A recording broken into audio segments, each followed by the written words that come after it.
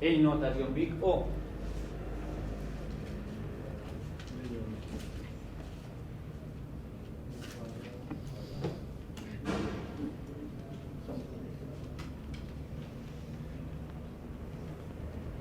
Estamos en la primera clase, entonces vale no hacerlo rápido. Mi promesa para ustedes es que al final del semestre yo les pregunte eso y ustedes se demoren 3 segundos en decirme. ¿Por qué? Es muy fácil. Son n casas. A mí no me interesa ni la primera ni la última. Entonces son n menos 2 casas que voy a revisar. Y por cada casa yo hago 2 sumas. ¿Sí o no? En una puede que sume muy poquitas, en la otra puede que sume mucho. Pero ¿cuántas sumo en total? N menos 3, porque no me sumo a mí misma. Entonces es n menos 2 por n menos 3. ¿Sí o no? Eso en notación Big O, ¿cuánto es? N cuadrado, porque eso me va a dar N2 menos 3N menos 2N menos 5N más 6. Me ordeno, me olvido los términos menores, constantes no hay, N cuadrado, ¿sí? Pues no tenés que sumar la primera y la última. ¿Cómo así? Sí, la primera y la última. Ah, perdón, aquí no es n menos 3, aquí es n menos 1. Sí. Usted tiene toda la razón, aquí es n menos 1. Pero es igual, es n cuadrado. Porque ahí lo que va a cambiar es que no es menos, vamos a decir, da esto, n cuadrado menos 3n más 2. Pero eso lleva a una notación Big O, es O de n cuadrado. Significa que si yo le pongo 100 casas, usted se va a demorar más o menos 10.000 operaciones. Pero si yo le pongo 1.000.000 de casas, ya lo jodí. Listo. Para las 12 personas que lo resolvieron así, ¿estamos de acuerdo? Que esa es la eficiencia de su algoritmo. ¿Quién lo pensó diferente? ¿Qué hizo? Son las fórmulas de las matrices. Listo.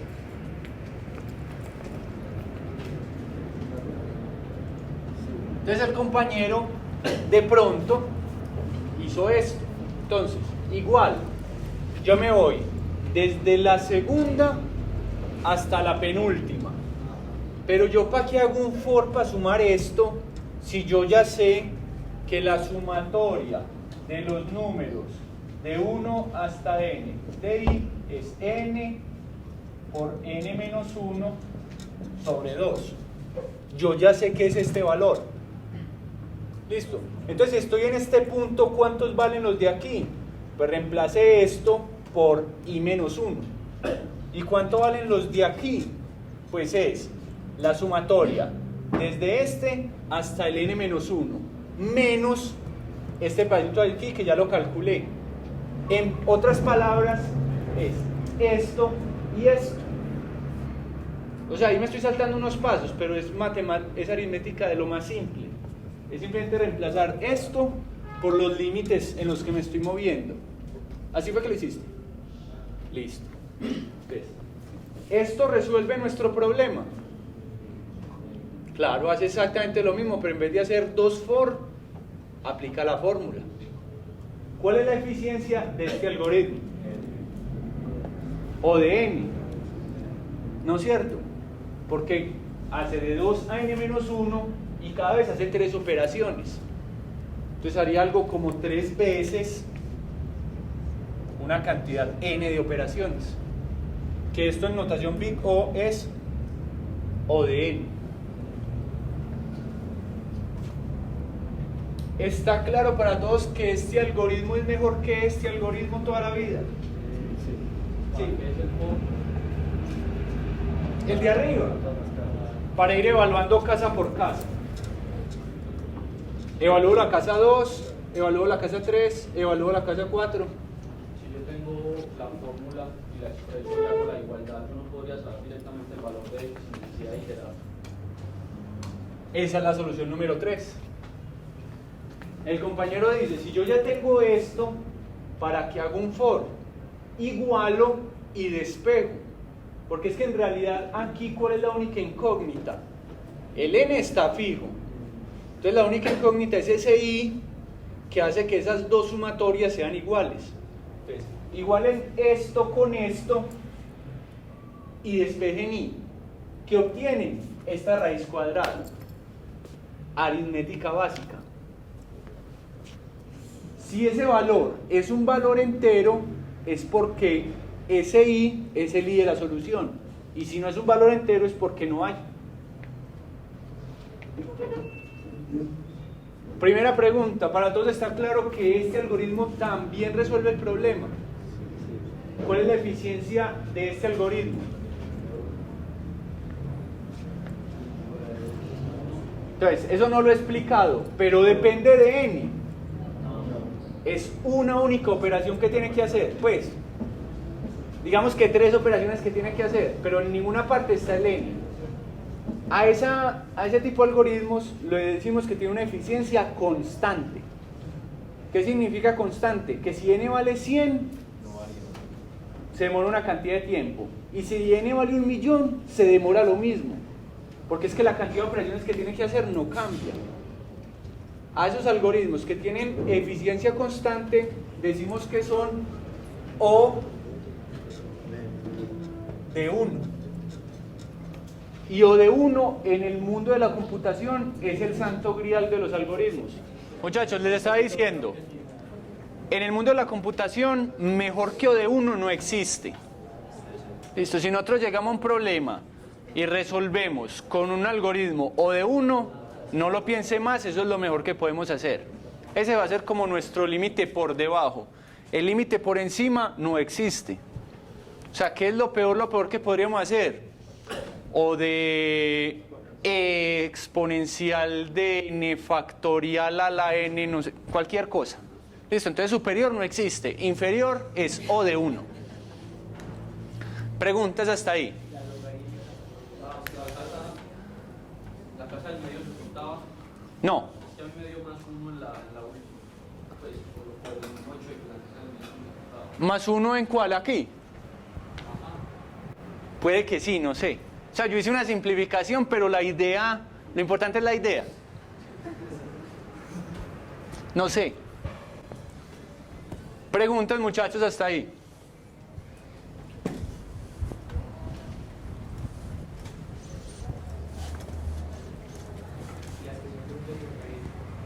Ya vamos a ver eso. Muchachos, entonces cuando yo les pregunté en la clase pasada, ¿saben programar? Su respuesta fue sí, pero con toda seguridad todos sabemos programar como por este lado. ¿Sí o no? Porque a uno lo que primero se le ocurre es lo trivial. De lo que los voy a convencer en este curso es que lo trivial nunca es lo mejor. A menos de que usted sea un genio y lo que para usted es trivial es la mejor solución. Listo, para mí no, para mí lo trivial es aquello. En este curso vamos a aprender a resolver los ejercicios así. Listo. ¿Que siempre lo vamos a poder hacer O de 1? No. Pero siempre lo vamos a hacer lo más eficiente posible.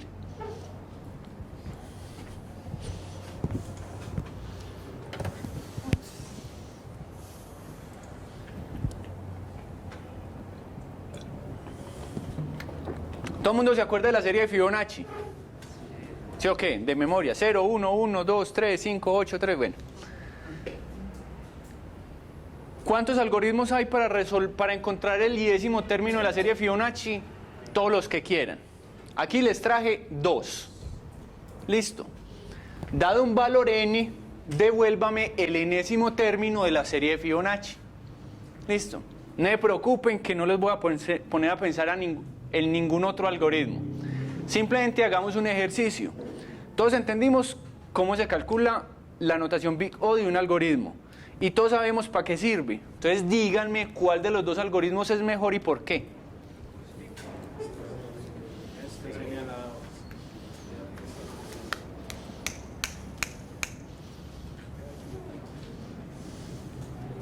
Se pueden tomar su tiempo, si necesitan escribir, escriban.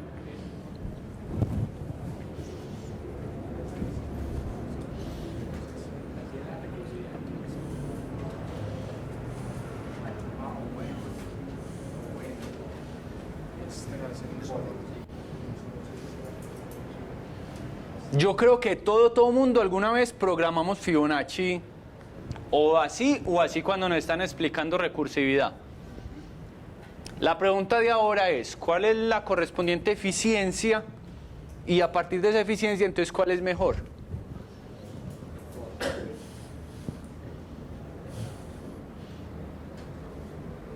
En la clase pasada, si yo les hubiera preguntado cuál es mejor, no falta el que me diga, el primero es más bonito.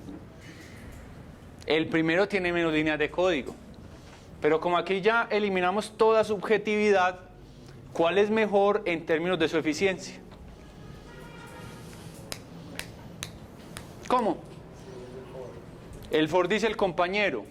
¿Quién está de acuerdo con el compañero? Entonces, ¿quién no está de acuerdo con el compañero? Usted dice que es mejor este. No, diría que los dos son iguales. Listo. Usted que me dijo que este era mejor, ¿cuál es la eficiencia de este algoritmo? eso que sé. ¿Cuánto? O de n, seguro. Sí, dígalo con convicción, sí. Listo, entonces el algoritmo llamémoslo A y B. El algoritmo A es O de n. Dígalo sin miedo que esto es simplemente un acumulador. Entonces yo voy hasta n acumulando, n veces. Entonces es O de n, no hay ningún problema. El de arriba es O de qué, ese no es tan trivial. No.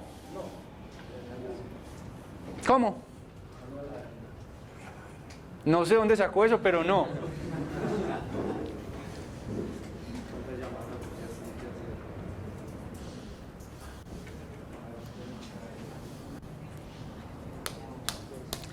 Si se acuerdan de recursividad, cuando yo tengo un algoritmo recursivo, básicamente me genera un árbol de recursión. ¿Sí o qué? En este caso, ese árbol, cada nodo, ¿cuántas ramas tiene? 2. O sea, siempre que yo estoy en un número, me llamo 2 veces. Y estoy en otro número y me llamo 2 veces. Y estoy en otro número y me llamo 2 veces. Y así hasta que termino. ¿Sí o no? Muchachos, ¿sí o no? Listo. Entonces la respuesta sencilla sería que la eficiencia de este algoritmo es 2 a la n. Pues O de 2 a la n.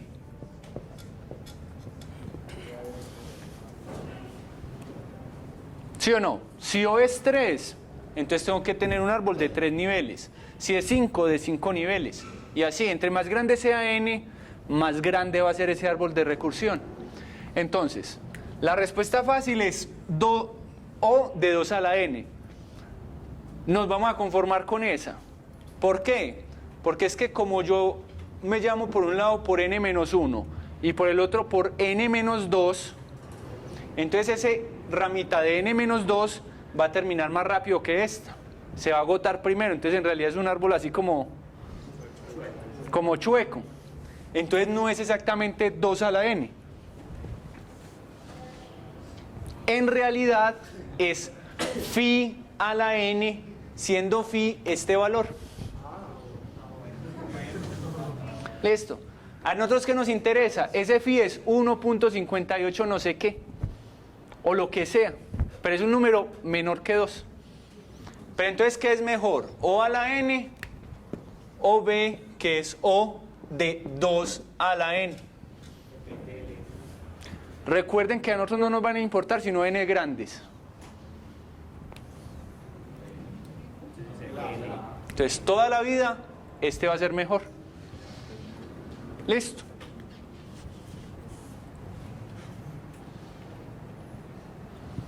Entonces, comparación de eficiencias, y esto va a ser como la moraleja de todo lo que hemos visto hasta el momento. Nosotros ya sabemos, un problema puede tener infinitas soluciones. ¿Qué nos van a interesar de esas soluciones? Aquellas que sean más eficientes. Y ya sabemos cómo medir la eficiencia. Lo que de pronto no tenemos tan claro es esa escala comparativa. Listo. Entonces yo les estoy dando aquí un listado de la mayoría de eficiencias que vamos a ver a lo largo de este curso. Entonces vamos a ver algoritmos que son O de 1. Sí. ¿Por qué no lo puse aquí? Porque como lo que vamos a comparar es eficiencia versus tamaño, pues ¿para qué coloco una columna que siempre va a valer lo mismo? Entonces, O de 1 es lo mejor de todo, eso no tiene discusión. De ahí tenemos algoritmos que son O de log n. Los vamos a ver, de hecho, vimos uno la semana pasada. Digo, la clase pasada. ¿Se acuerdan? El de contar cuántos asistentes somos. Ese algoritmo era O de log n. Luego tenemos O de n, que ya vimos uno.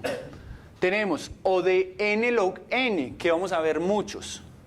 Luego tenemos O de n cuadrado, que ahorita vimos dos. O de n cúbico, que vamos a ver varios en el curso. O de 2n, que ya vimos uno. De ahí seguiría O de n factorial y otras cosas. Lo que pasa es que ya les voy a mostrar que de aquí para allá esos algoritmos no nos interesan. A lo mucho vamos a llegar hasta aquí. Este se los estoy mostrando nada más para efectos de comparación. Pero en este curso lo que sea de aquí para abajo nos interesa. Y dependiendo del problema. Listo. Entonces, para que me crean que eso es verdad, vamos a hacer unos cálculos muy sencillos. Y es, supongamos que tenemos un computador normalito, nada del otro mundo. Para efectos de simplicidad, vamos a pensar en un único núcleo. Y que ese único núcleo trabaja a 3.2 GHz. Listo. ¿Qué es eso que tenemos todos en el computador? Es una medida de la velocidad del procesador. Eso me dice cuántas operaciones por segundo hace. Un hertz es una operación por segundo. Un kilohertz son 1000, un megahertz son 1000. Perdón, un kilohertz son 1000. Un megahertz es 1.000.000. Entonces un gigahertz es 1000 millones de operaciones. ¿Qué es lo que dice ahí? Eso nos da una aproximada de 1 millón de operaciones por segundo. En esta tabla, pues en realidad daría 3 millones, pero por simplicidad vamos a decir 1 millón. En esta tabla vamos a comparar para diferentes tamaños de problema cuánto se demorarían aproximadamente algoritmos que tengan esa complejidad. ¿Listo? O esa eficiencia. Entonces, si yo tengo 10, un problema de tamaño 10, que no son los que vamos a resolver en este curso, cualquier cosa sirve.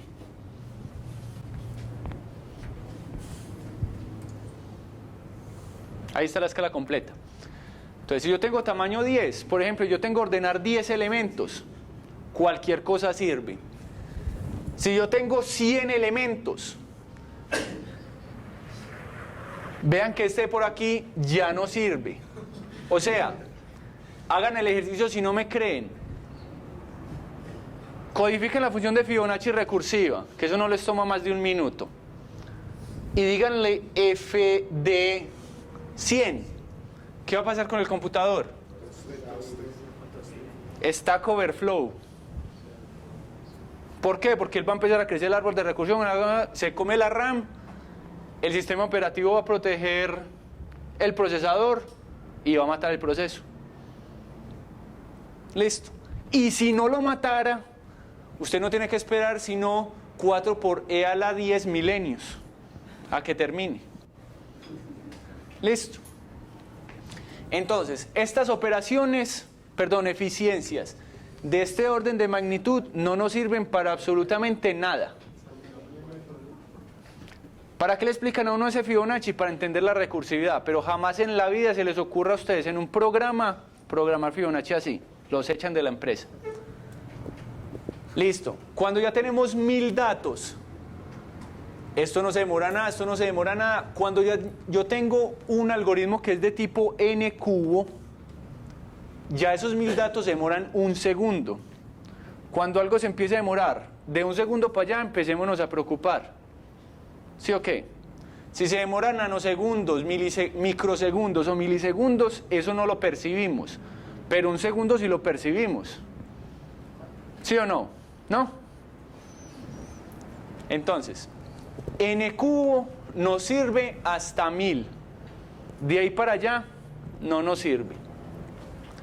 Cuando subimos a 10.000, listo, n cubo ya se demora 17 minutos. Y estamos hablando pues de un computador normal. N cuadrado ya se demora 1/10 de segundo. Entonces Bubulsor nos sirve si tenemos que ordenar 10.000 datos o menos. ¿Qué pasa cuando yo paso a 100.000? Ordenar esos mismos 100.000 datos ya me va a demorar 10 segundos. Un Bubulsor, un insersor, un selector me va a demorar 10 segundos. ¿Qué pasa si yo no tengo 100.000 sino 1.000.000? ¿1.000.000 es mucho? No, la población de Medellín es ¿qué? 4 millones. Entonces si yo tuviera las cédulas de todo el mundo de Medellín y yo corriera un Bubulsor, pondría a esperar a la persona 17 minutos, solo para ordenar las cédulas. Listo, ¿y 1.000.000 es mucho? No. En términos de nosotros, ¿cuántos registros tiene una base de datos? Millones. Entonces cuando yo hago un select no sé qué order by, ¿será que hace Bubulsor? No. Los otros algoritmos de ordenamiento que vamos a ver después, pues no es por hacer spoiler, pero corren por aquí. Listo, eso los vamos a ver después. ¿Qué me interesa? Cuando yo ya subo un poco más, cuando yo lo que ya tengo son 1.000 millones de datos, ¿que son muchos? Pues sí, pero tampoco es la gran cosa. Algo n cuadrado se demora 32 años. Entonces, ¿cuánto es la población de todo el mundo? 7.000 millones. Si todo el mundo tuviera cédula, por decir alguna cosa, y yo los quisiera ordenar, olvídese que Bubulsor no me sirve. Los que vamos a aprender después, pues le tendré que tener paciencia, pero va a funcionar. Listo. Cuando yo ya tengo 1 billón de datos, vean que prácticamente no me sirven sino algoritmos de este tipo. Ya un ODN, 17 minutos. ¿Que yo lo puedo dar corriendo mientras voy a almorzar y vuelvo y tengo la respuesta? Sí. Pero si yo necesito cosas de tiempo real, no. Y ya para 1.000 billones de datos en adelante, lo único que nos va a servir es esto. Listo. ¿Preguntas hasta ahí? Sí. Eso es logaritmo natural. Eso es logaritmo natural, pero bueno, cuando ustedes vieron la función logaritmo en matemáticas, ustedes vieron que cambiar logaritmo base A de un número X a otra base, eso es igual a un valor constante. Eso es igual a, pues pasar eso a logaritmo base B es multiplicar esto por un factor constante. ¿Eso qué quiere decir? Pues yo no me sé exactamente la fórmula. Que sin importar de qué base estamos hablando, la forma de la curva es la misma. Entonces, para efectos de nosotros, cuando decimos logaritmo, no nos interesa si es base 2, base 3, base 10, base E. Es prácticamente la misma cosa. ¿Alguna otra inquietud?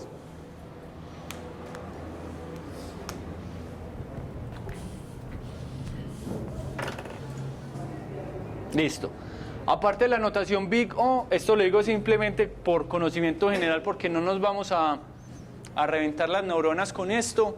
Hay otras notaciones, Big Omega y Big Theta.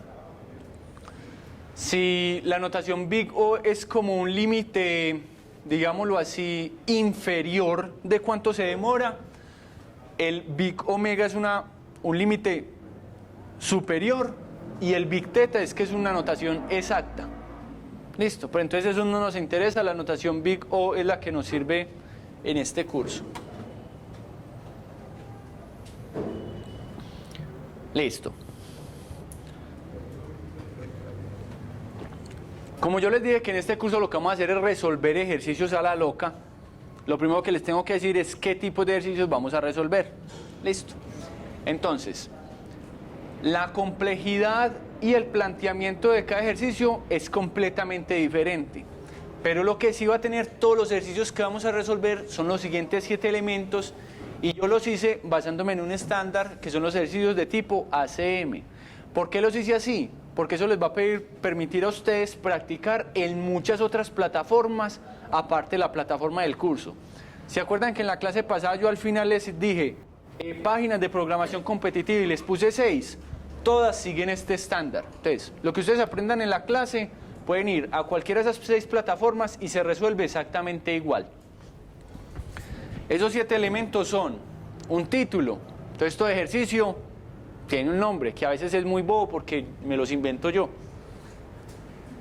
Un tiempo límite, y eso es lo que nos interesa en este curso. ¿Cuánto es lo máximo que se puede demorar mi algoritmo? Listo. En el ejercicio que les puse ahorita de los números de casa, listo, lo que hacía la mayoría de la gente era O de n cuadrado. Y yo les decía, tiene que correr en menos de, no sé, 1 segundo. Listo. Pero ponía n igual a 10 millones. Entonces ese O de n cuadrado nunca tenía como terminar en el tiempo que era. Porque sería 10 millones por 10 millones de operaciones. Mientras que el que lo hizo lineal le iba a dar, y el que lo hizo O de 1, pues obviamente que le iba a dar. Entonces todo ejercicio siempre yo les voy a decir, máximo 1 segundo, máximo 2 segundos. En este curso, ¿de qué es lo peor que nos podemos demorar? 3 segundos. Nunca va a haber un ejercicio con tiempo límite mayor a 3 segundos. Tiene un enunciado que contextualiza el problema. Por ejemplo, ahorita lo que leímos de números de calles, ese es el enunciado. Tiene una descripción explícita de cómo es la entrada del problema. Entonces me dice, ¿cuántos parámetros son? ¿De qué tipo? ¿En qué rango?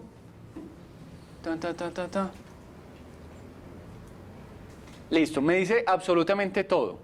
Cardinalidad de parámetros, tipo de esos parámetros, e incluso si están separados por coma, por espacio en blanco, por tabulación, por salto de línea, lo que sea. ¿Qué significa eso? Que si el ejercicio dice, dado un número n entre 0, un número n que es un entero positivo menor que 100, haga tal cosa. Entonces, si dice eso, usted créale que la entrada va a ser así. O sea, usted no se ponga a verificar si es menor que 0 o mayor que 100. No, porque ya le dijeron que es así. No se ponga a gastar un float porque ya le dijeron que estaba entre 0 y 100. Entonces, siempre se les va a decir de manera explícita cómo es la entrada. Y de la misma forma, la salida. Listo. ¿Qué incluye y en qué formato? Entonces, si le dice, imprima el promedio de los n números no sé qué, entonces le dirá, imprima el promedio con 2 cifras decimales, y si tiene que imprimir 2 cosas, imprímalo separado por un espacio en blanco. Les dice absolutamente todo. Si eso no fuera suficientemente claro, les colocan un ejemplo de entrada y el ejemplo de salida correspondiente. Recomendaciones, lo que vamos a hacer con todo ejercicio. Entonces, aunque suene muy tonto, leer siempre cuidadosamente el enunciado. No tiene sentido yo correr a programar si no entendí siquiera qué era lo que me estaban preguntando. No comenzar a codificar sin antes tener clara la solución. Mi recomendación, y nadie me hace caso y después se arrepienten, es que corren de una NetBeans o al entorno que utilicen a tirar código. Y no les da y se enfrascan en eso porque intentan es corregir el código en vez de corregir el algoritmo. Lo primero es entender qué algoritmo va a resolver eso, y cuando yo tengo claro el algoritmo, ya sí vaya y páselo a código, porque si no me quedan en un ciclo ahí de nunca acabar. Los ejemplos que se le colocan de entrada y salida son esos, son ejemplos. Entonces no me vengan con el cuento de, profesor, pues es que mi algoritmo funciona con el ejemplo. Yo le digo, sí, pues ¿y si le cambio los datos? Ah, no, ya no funciona. Entonces el ejemplo es un ejemplo, pero su algoritmo tiene que funcionar para todos los casos.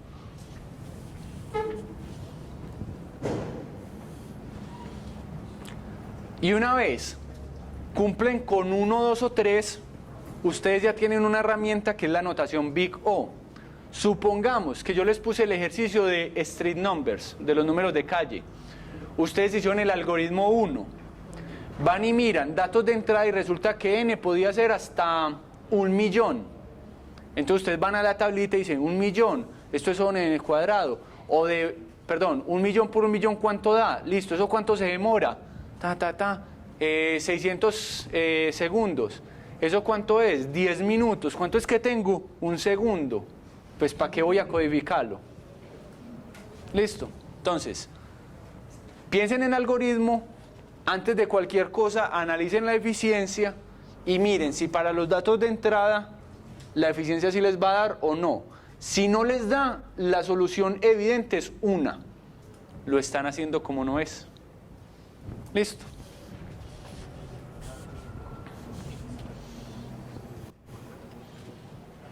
Una vez cumplen todo eso, ya sí pueden enviar el ejercicio, pero algunas cuestiones técnicas. Vamos a trabajar en, pues ya quedamos que vamos a trabajar en Java. Entonces, la clase o el archivo principal siempre se debe llamar main con M mayúscula. ¿Por qué? Simplemente porque como eso se los va a evaluar una máquina, la máquina siempre, yo le dije que fuera a buscar para correr el main. O sea, él siempre va a ir a buscar esa función para correrla. Y entonces el main tiene que estar escrito así.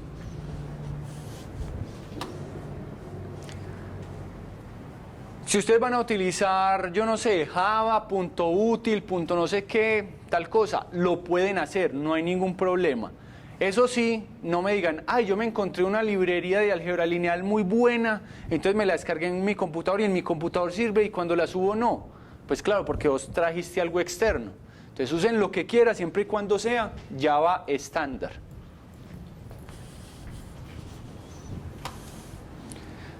Eso tiene que ver con esto, no se pueden incluir paquetes ni archivos externos. Y ya. Yo no sé si alguno de ustedes se metió hoy a la página del curso. Si alguno se metió, ya encontró ejercicios. Listo. Entonces, la página van a encontrar los 5 módulos de los que hablamos la clase pasada. Profesor, ¿cómo hay que 5 si usted dijo que eran 4? Sí, puse un módulo inicial, que son estas 2 clases que no se van a evaluar, que es simplemente esto que estamos explicando, que es introductorio, pero puse ejercicios que van a servir para calentar motores. Entonces ahí hay 6 ejercicios que todos ustedes están en capacidad de hacer ya. Listo. ¿Cuál es el primero de ese ejercicio? Con lo que aprendimos a programar. Hola Mundo. Solo que una pequeña variación, pues para que no sea tan bobo como imprima Hola Mundo. Listo. Entonces, ¿qué está? El nombre del ejercicio, el tiempo límite, que de ese segundo le sobran 999 milisegundos, tiene un enunciado, le dejan explícito cómo es la entrada, le dejan explícito cómo es la salida, le ponen un ejemplo de entrada y le ponen un ejemplo de salida. O sea, más claro no puede ser. Y así son todos los ejercicios.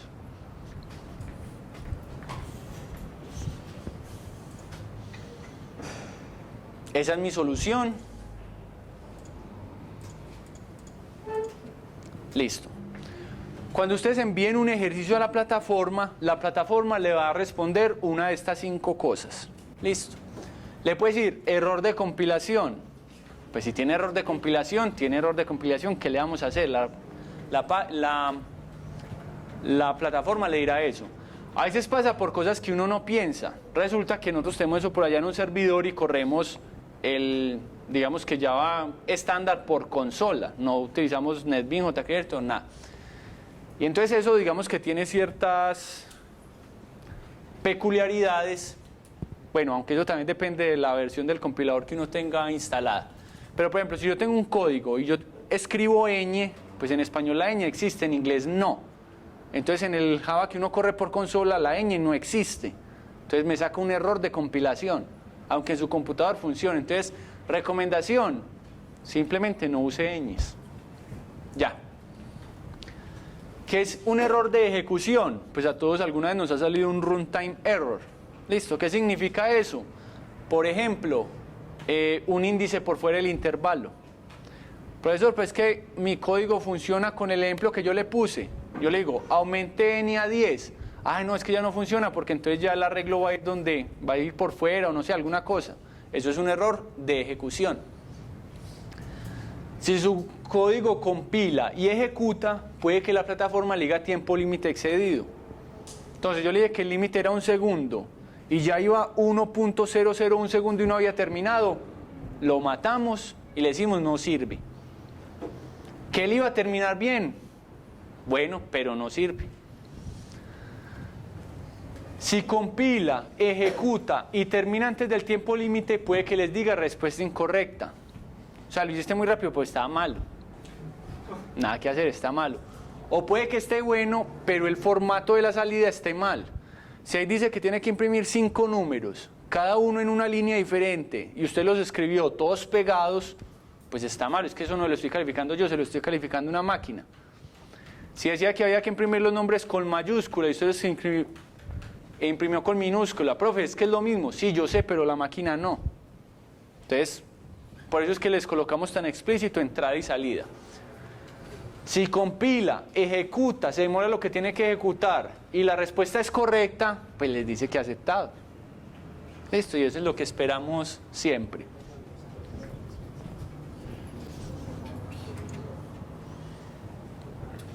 Rápidamente, porque yo sé que está tarde y ya estamos muy cansados. Al menos yo estoy cansado ya de la voz.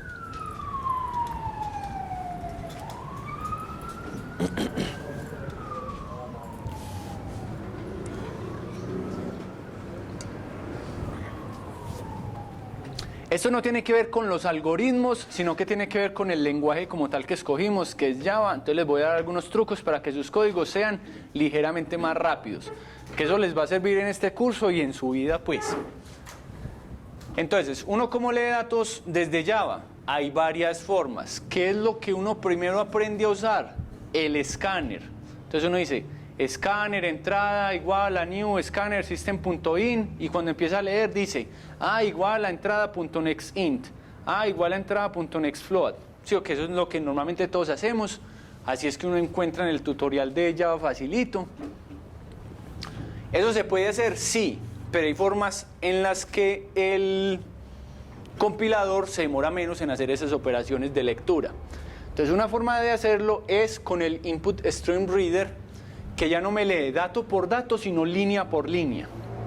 Listo. Profesor, pero es que yo necesito no leer la línea entera, sino separarlo. Sí, ya lo que uno puede hacer es separar esa línea completa, que es un string, en los pedacitos que uno necesita.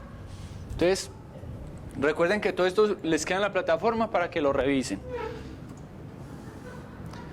Entonces, si yo estoy utilizando ese reader en vez del escáner, yo puedo dividirlo utilizando dos métodos diferentes: el string tokenizer o el split.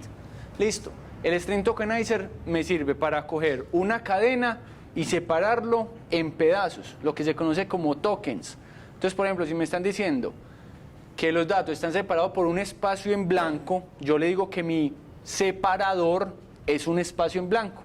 Entonces, cuando yo le digo, deme un token, él cogerá el primer elemento que encuentre hasta el espacio en blanco. ¡Qué vergüenza!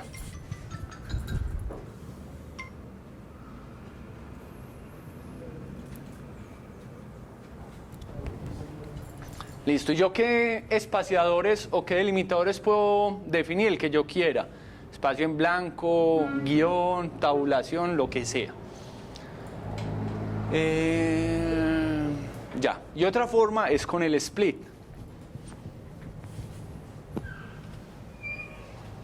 Hace exactamente lo mismo, solo que además de permitirme definir delimitadores específicos, o sea, tiene separado cada espacio en blanco, cada guión, no sé qué, me permite usar expresiones regulares, lo cual me sirve, si yo necesito, por ejemplo, limpiar la entrada o hacer algunas cosas. Entonces es simplemente definir la expresión regular y decirle que me lo divida a partir de esa expresión regular.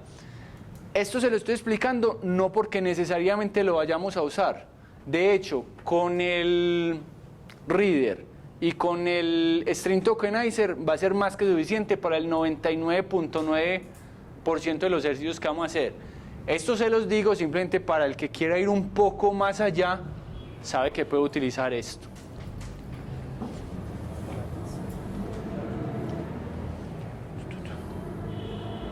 Listo. Por ahí hay un artículo que hace la comparación de los tres métodos. De qué pasa si yo utilizo escáner, qué pasa si yo utilizo reader con string tokenizer y qué pasa si utilizo reader con split. Y se supone que lo más eficiente es esto de aquí. O sea, la forma de leer más rápido es utilizar el reader con el string tokenizer. Listo. Que ustedes lo tengan que hacer así, no, ustedes van a hacer las cosas como ustedes quieran. Yo simplemente les estoy dando unos truquitos para restarle unos milisegundos a sus códigos.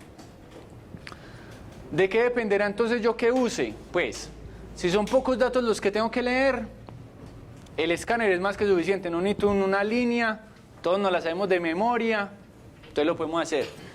Si son muchos datos, uso el reader. Si son uniformes, utilizo el string tokenizer. Si requiere de alguna limpieza especial, utilizo el split. Entonces esta es como la receta de cómo podemos leer datos. Listo. Ya nos preocupamos por la entrada, ahora por la salida.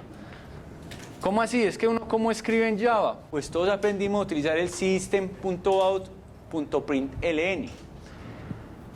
No les estoy diciendo que no lo usen, sino úsenlo con cuidado. Listo. Si ustedes tienen que imprimir muchas cosas, es mucho más eficiente ir acumulando eso que ustedes tienen que escribir sin escribirlo y al final escribirlo todo junto. Me explico. Si ustedes tienen, por ejemplo, 1.000.000 de números y ustedes ponen un for, es muy ineficiente dentro del for poner el system.out.println. Es más fácil acumular todo eso y después en un solo system imprimirlo todo. Eso es lo que dice básicamente ahí.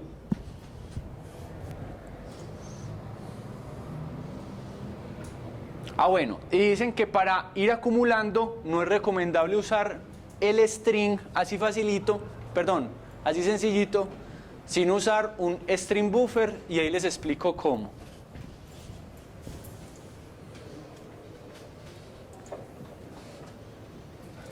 Finalmente, formatación, cuando nos dicen su salida es el promedio de no sé qué con 2 cifras decimales.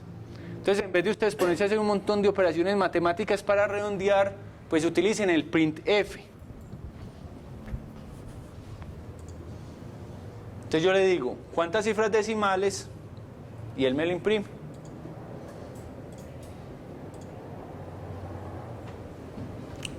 Otras dos cositas. Cuando vamos a trabajar con números exageradamente grandes, si ustedes se acuerdan de los tipos de datos primitivos, pues está desde lo que ocupa menos espacio hasta lo que ocupa más espacio. Entonces en Java tenemos el byte, el short, el int y el long. ¿Sí o qué? Entonces el byte me permite datos hasta 256, el int hasta 64.000, el short hasta 64.000, el int como hasta 2.000 millones, el long es una cosa muy grande. Pero si ustedes tienen un problema que por alguna razón ustedes tienen que calcular un número que es tan exageradamente grande que no cabe en un long, pueden utilizar el big integer. Listo. Lo mismo con big decimal. Entonces, ¿cuáles son los reales en Java? ¿El float o el double? Uno utiliza 4 bytes, el otro utiliza 8 bytes. Si ustedes requieren algo con una cantidad exagerada de cifras decimales que no caben en un doble, utilicen big decimal.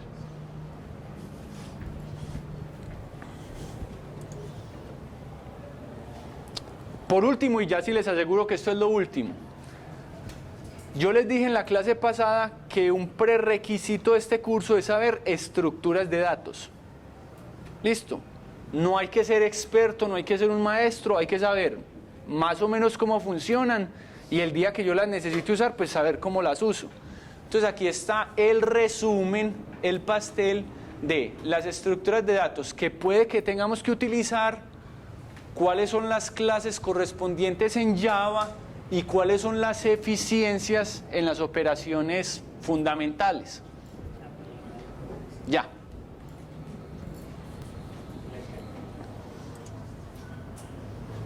Tareas.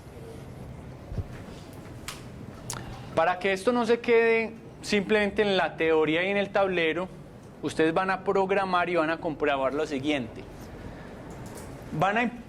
Y ojo que esto no es opcional, esto es un calentamiento de motores obligatorio. Van a programar selector, insersor y bubulsor. Profesor, ¿qué es que eso es de fundamentos de programación? Sí, pero pila, si no son capaces de hacer eso, ni siquiera intenten hacer los otros. Entonces empecemos con esos, en el lenguaje que deseen, y empiecen a probarlos con diferentes tamaños de arreglos. ¿Qué pasa si yo quiero ordenar 100 arreglos, 100 números? ¿Qué pasa si yo quiero ordenar 1000, 10.000, 100.000 o 1.000.000? Y van a hacer un gráfico de tamaño versus tiempo de los 3 algoritmos. Y van a comprobar si eso sí tiene forma cuadrática o no, para saber si lo que estamos hablando aquí es carreta o no. Hacer lo mismo con las funciones Fibonacci 1 y Fibonacci 2 que vimos, pero para valores entre 50 y 20, porque ya sabemos que más de 20, la recursiva, Stack Overflow. Y realizar todos los ejercicios de calentamiento que están en la plataforma, en total son 6, ninguno es, vamos a decir, los 3 primeros son una completa bobada, pero es simplemente para que sepamos, cómo se envía, qué me dice la plataforma, ahí me sale un coso que dice que espere, entonces tengo que esperar, simplemente para saber eso. Ya los últimos 3 pues sí tienen algún grado de complejidad, pero es para que nos familiaricemos y ya, nos vemos el miércoles. Despachado.